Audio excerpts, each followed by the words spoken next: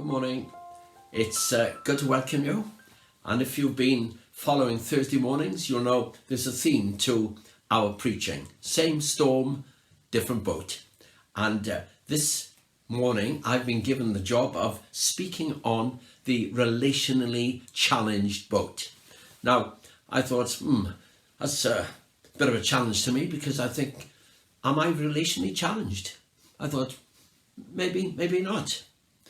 And I think of people who are seriously relationally challenged through the coronavirus, ill health, and many have suffered bereavement. I thought, well, I haven't. So some of the things I'm going to say you might find are pretty superficial. I've been married 15 months. You might say, oh, that's relationally challenging. Well, I don't find that. Mind you, the girl I married has a dog. Now, I am relationally challenged with a dog, but I'm coping.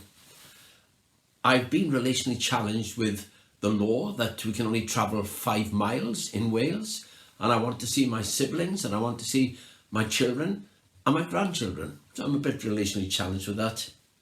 I'm relationally challenged with estate agents because my wife and I, we want to move and we want to buy a bungalow in a different part of Pembrokeshire. And all I'm getting is stuff from the estate agents, houses about 20 miles from where we want to buy a bungalow. I'm relationally challenged with that, but it's superficial really. I'm probably more relationally challenged with myself.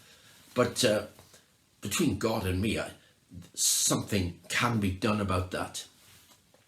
Anyway, I want to tell you a story. It's a story in the Bible, and it's about Jesus getting into a boat to cross the Sea of Galilee.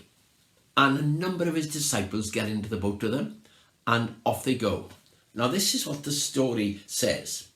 Suddenly, a storm blew up. Now, the problem with the suddenlies is that they are suddenlies. We don't anticipate them. We often can't control them. And they do challenge us. And, coronavirus, a major suddenly. We never saw it coming. And pow, bang, it's on our doorstep. And these disciples, a number of them in the boat would have been fishermen. And the storm blows up, waves over the boat, and they move into the realm of their feelings. So they look to Jesus. Jesus is asleep, and he's not waking up. And they start yelling at him. I hope they weren't swearing. I hope they were at the end of their tether, but they're yelling at him. And when he does wake up, they say, "We're drowning." Now, let's get out of our mind this little ditty, gentle Jesus, meek and mild. Because Jesus isn't always meek and mild. Because Jesus said of himself, I am the way, the truth, and the life. And truth isn't always meek and mild. In fact, I would say truth, and therefore Jesus, can be very unkind.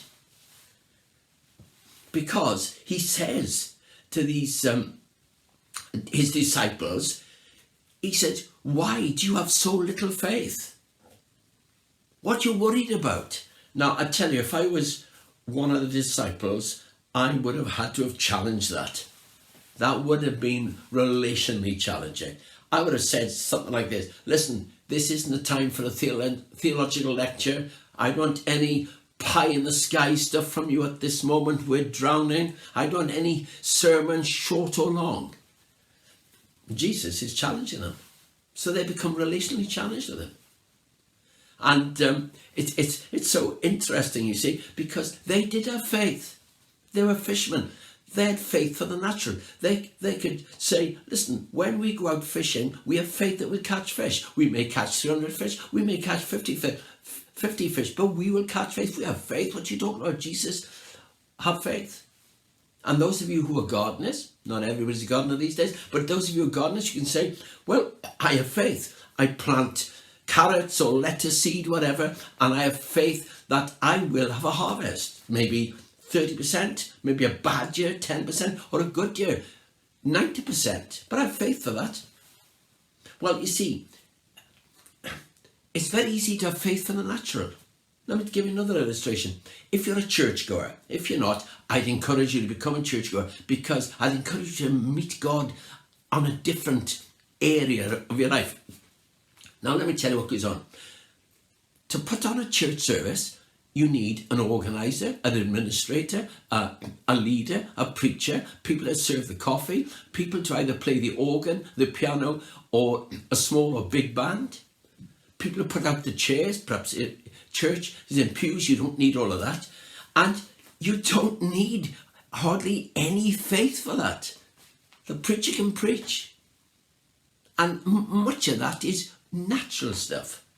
But Jesus is saying to them, he's saying to his disciples, when he says, why do you have so little faith? He is really saying this. He's saying, you need to have faith for the supernatural. I want you to move from the natural to the supernatural. Now, listen, that's a challenge. But that's what Jesus is about. It's not that he's just plain difficult with them and he's had a bad moment because he's awaking out of a sleep. Nothing to do with that. He's saying to them, look, trust me. Big storm, trust me. You got faith for the natural. I want you to have faith for the supernatural.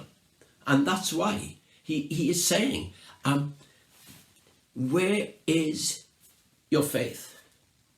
Why have you got so little faith? Do you not realize I am master of these things? I am master of the weather patterns. He's saying that to them. He's saying, listen, I created you with my Father. Do you not realize we hold the key to everything about your life? And they're just like shivering, wet wrecks of people. So easy to go to pieces. It's so easy in the days in which we're living, any day in which we're living. It's so easy to be relationally challenged, because we can be relationally challenged with our surroundings. We can be relationally challenged with ourselves. We can keep thinking, I need people to understand me. Jesus understands you. I need people to listen to me. Jesus will listen to you. I need people to look within. Jesus is very able of looking right within you. He made you. He knows what you like. So when the suddenlies hit you, relentlessly, because you might say, I've lived life going from one suddenly to the next. Everybody has. Jesus stands like a colossus and he says, don't worry. I know people who really swear when I've said to them over the years, don't worry.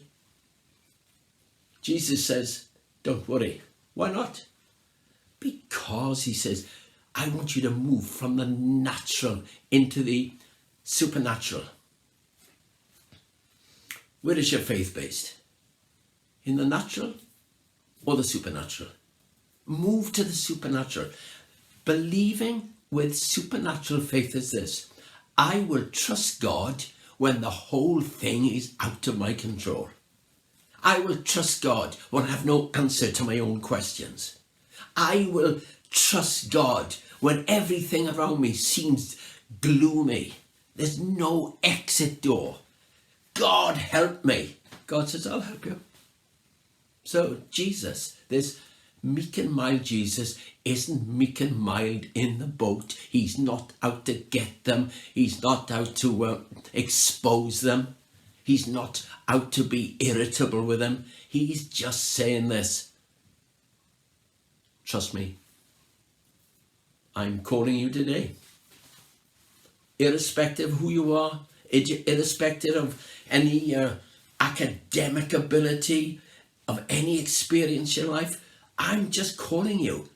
Have faith in Jesus. He is the supernatural person, and he will draw you into a supernatural lifestyle. Well, I've got many questions. I'm certain you have. Talk to God about it. Talk to Jesus about it. My time's up.